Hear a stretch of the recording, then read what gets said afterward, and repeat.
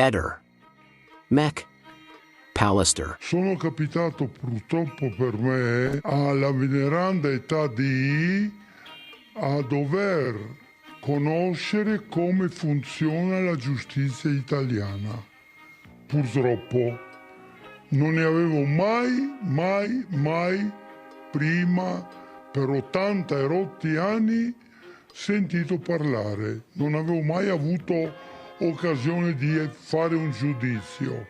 Adesso me lo sono fatto e come, e non si può non aver fiducia nell'operato della procura, perché se no andiamo tutti a catafascio, obiettivamente, giusto? La procura che ha preso in mano il caso appena scomparsa Liliana non c'è più, è stata sostituita e io voglio sperare che il procuratore di allora ha studiato 1 anno e mezzo di fascicoli, robe, eccetera, lavoro, per tentare di convincere tutti noi, e io sono il primo, non gli ha creduto, ma ancora qualche altro ha seguito il mio esempio, che Liliana si era suicidata, motivo per il quale voleva chiudere tutto con una richiesta di archiviazione per suicidio,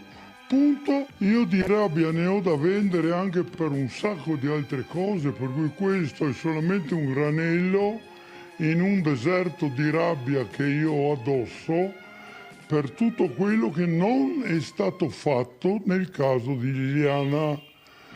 Da subito la procura non ha voluto analizzare i pallini famosi gialli che lei aveva addosso quando è stata ritrovata, classificandoli come materiale, che sarebbe stato opportuno invece fare un'analisi un poco più completa, perché poteva risultare che erano, per esempio, non è escluso, polline di api. Come cavolo Liliana, in quel punto dove è stata trovata, le api non ci hanno mai messo ala o piede, mai, motivo per il quale deve essersi ripresi da qualche altra parte.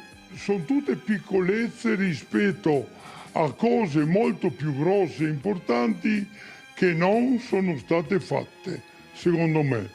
Ecco da dove arriva la mia rabbia. E non scemerà, non potrà calare la rabbia, anzi, questo potrebbe, se non fosse già colmo il vaso, questo potrebbe aumentarla. Ma il vaso è talmente colmo che questo fatto in confronto a tutti gli altri che sono successi, le mancanze che sono state evidenziate in questo caso, questa è una goccia, ma veramente una goccia. Liliana con me almeno preferiva non parlarne. Non ho idea quanto le poteva interessare dirmi che Sebastiano le ha regalato o no un qualcosa, obiettivamente parlando. Allora, se lei aveva,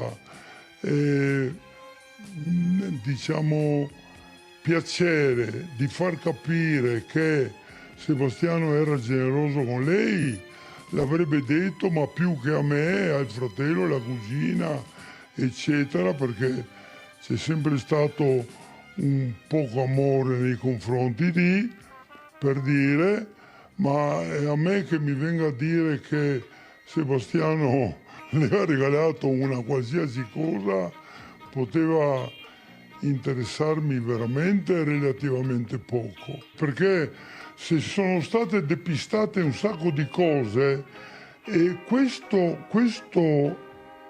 fatto all'inizio è stato depistato, perché è un depistaggio il voler farlo passare per suicidio quando è lampante che Liliana non poteva suicidarsi.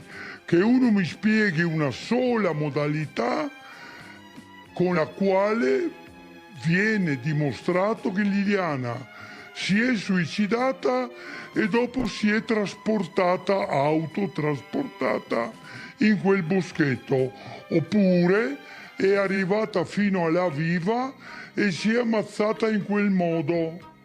Qualcuno deve spiegarmi le modalità.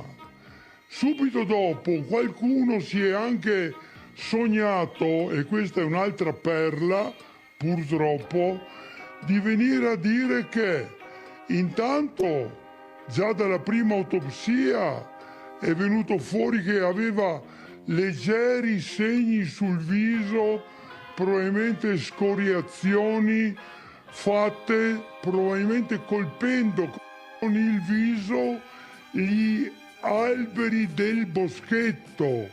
Ma vi rendete conto? Qualcuno si è messo a dire che Liliana si è procurata i segni che aveva sul viso andando a sbattere contro gli alberi del boschetto. Questa è una bestemmia vera e propria. Andate a cercare il retro e la trovate questa frase. Questa 33esima edizione, una marcia in montagna che parte dal posto di confine di Pese in territorio italiano, ma al confine con la Slovenia, e attraverso tutto il Carso, dopo 53 chilometri, arriva a Jamiano. Noi l'abbiamo chiamata cavalcata carsica ed è questa, diciamo, inventata. La primissima volta l'abbiamo fatta in 5. Sebastiano potrebbe mai confessare?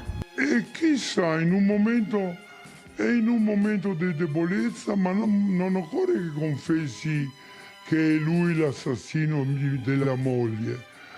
E sarebbe sufficiente che dica: Liliana è stata uccisa da puntini. Continuo a ripetere che non sono certissimo, altrimenti non parlerei così, che sia stato Sebastiano a uccidere. Ci sono probabilità, ma ci sono anche molte altre probabilità, per cui non lo metto come assoluto, eccolo. Ehi, non dimenticare di iscriverti a questo canale.